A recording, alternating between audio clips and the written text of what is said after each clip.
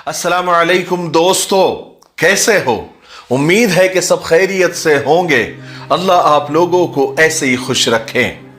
आज के वीडियो का मेरा जो उन्वान है, टॉपिक है, मौजू है, वो है दूसरी शादी।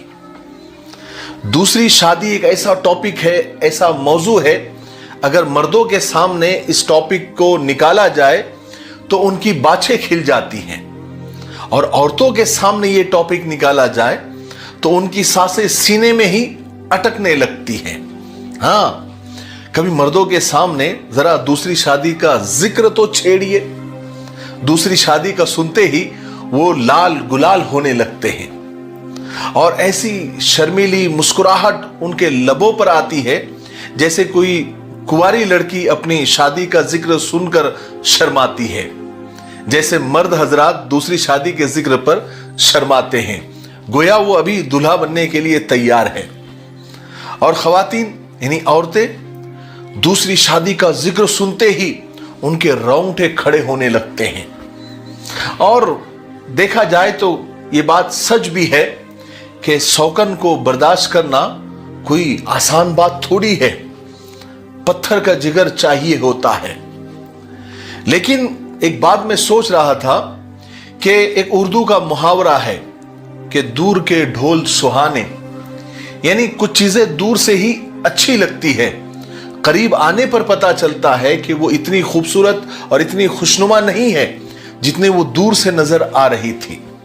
बिल्कुल वैसे ही ये दूसरी शादी का हव्वा भी है। दूसरी शादी जैसे उसका हव्वा खड़ा किया गया है, जैसे उसको खौफनाक, भयानक और अजियतनाक बताया जाता है, उतना वो है भी नहीं।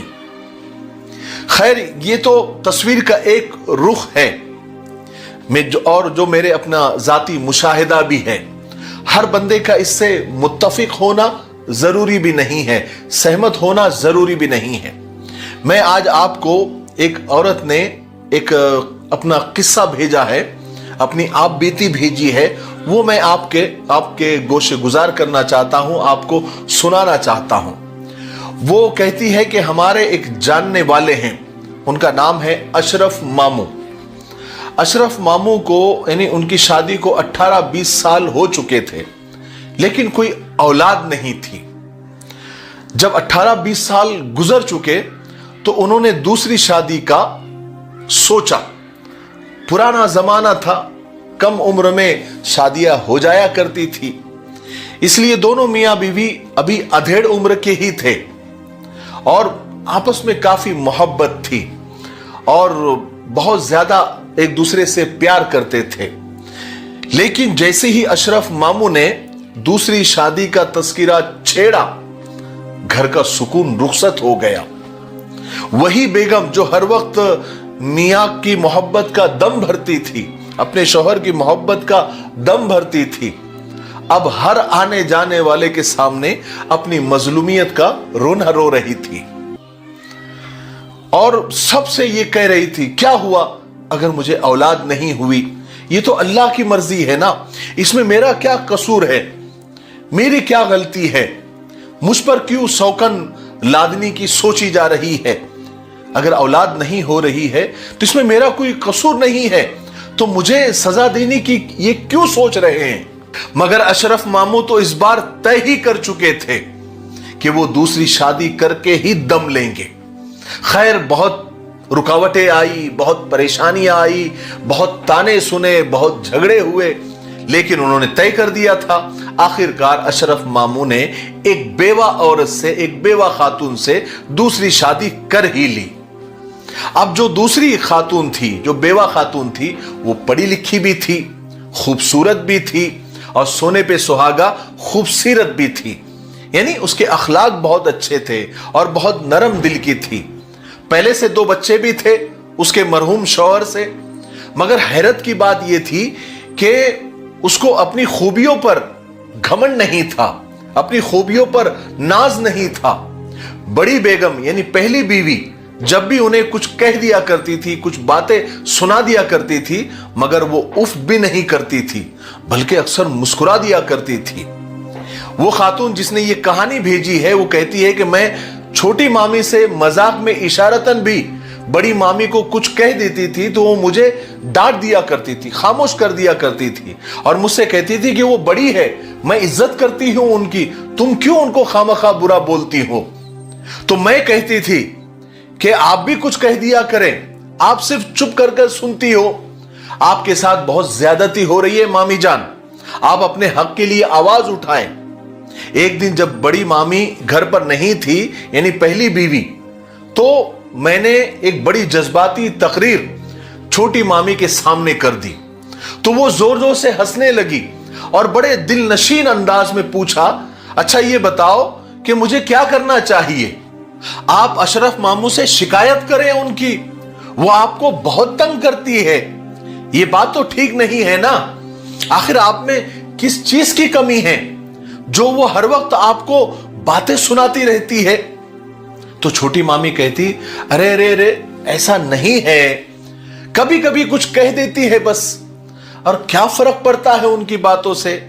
आपके अशरफ मामू तो मेरे साथ अच्छे हैं ना, मेरे बच्चों का कितना ख्याल रखते हैं, और बड़ी आपा भी यानी मेरी सौकन भी मेरे बच्चों के साथ कोई जुल्म नहीं करती, कोई ज्यादती नहीं करती, बल्कि मैं अक्सर देखती हूं कि वो कभी कभी मेरी बेटी के सर में तेल लगाने बैठ जाती है, मालिश करती है, कंघी करती है, भले साथ साथ वो मुझे बातें भी सुनाती रहती है कि तुम्हारी माँ को तो कोई सलीका ही नहीं है, बच्ची के बाल तक नहीं बनाती।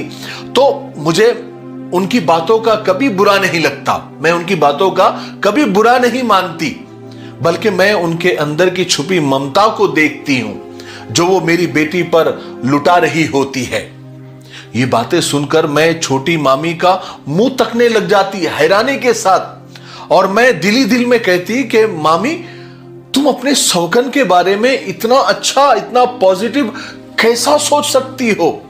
वो खातून आगे लिखती है कि मैं अपनी मामी जान से कहती कि मामी जान आप कितनी भोली हो, आप कितनी मासूम हो। वो आपके बच्चों से प्यार बस अपने नंबर्स बढ़ाने के लिए करती है अशरफ मामू की नजर में, वरना उन्हें आपके बच्चों से कोई मोहब्बत नहीं है। तो मेरी मामी, छोटी मामी एकदम गुस्से में आ जाती, कहती कि तुम इतने यकीन के साथ कैसे कह सकती हो, क्या तुम उसके दिल का हाल जानती हो? दिल का हाल तो सिर्फ अल्लाह जानते हैं, तुम कैसे कह सकती हो कि वो दिखावा करती है या उसे मोहब्बत नहीं है। तो मैं कहती कि अरे वो सौतीली मां है, आपकी सौकन है, उनके दिल में आपके बच्चों से कैसे मोहब्बत होगी। तो मेरी छोटी मामी जान मेरी तरफ देखती और कहती कि अगर आज नहीं है कोई बात नहीं, कल हो जाएगी। वो बच्चों का ख्याल करती है और बच्चे भी उनकी तरफ रागिब होते हैं, एक दिन उन्हें सच्ची मोहब्बत हो जाएगी इंशाअल्लाह। अल्लाह से अच्छी उम्मीद रखो। मुझे छोटी मामी का यकीन देखकर मुझे हैरत हुई। उन्होंने बड़े यकीन से कहा, मैंने भी दिल से दुआ की कि काश ऐसा ही हो। फिर हुआ ये कि कुछ दिनों के बाद, यानी कुछ अरसे के बाद, छोटी मामी की यहां बेटी की पैदाइश हुई। उन्होंने बड़े मान से अपनी बेटी बड़ी मामी की गोद में, यानी अपनी सौकन के गोद में डाल दी और कहने लगी कि आपी ये अब आपकी जिम्मेदारी है, ये आपकी बेटी है, मेरी नहीं। बड़ी मामी तो खुशी से निहाल हो गई, और जब कभी मेरा उनके घर जाना होता तो मैं बड़ी मामी को देखती, वो बड़ी खुश थी अपनी उस बेटी के साथ, उस मासूम बेटी के साथ। वो उसका बड़ा ख्याल रखती थी, उसके कपड़े बदलती थी, उसकी यानी उसका हर तरह से उसका ख्याल रखती थी और हमेशा बच्ची के साथ बिजी और मसरूफ नजर आती थी। फिर एक दिन हुआ यूं कि मेरी छोटी मामी किसी काम से मेरे घर आई, तो मैंने मौके को गनीमत जानकर उनको बिठाया और उनसे पूछ ही लिया कि मामी जान आज तो आपको बताना ही पड़ेगा कि आप इतने बड़े दिल की कैसी है और आप इतना बर्दाश्त कैसे करती है और आपका इतना बड़ा ज़र्फ कैसा है, मेरे समझ के तो बाहर है। आज आपको बताना ही पड़ेगा कि आखिर राज क्या है। इतना सुनना था कि छोटी मामी के आंखों से आंसू जारी हो गए। कहने लगी, तुम्हें पता है राफिया, मेरी बड़ी बहन के यहां भी शादी के काफी सालों तक औलाद नहीं हुई थी।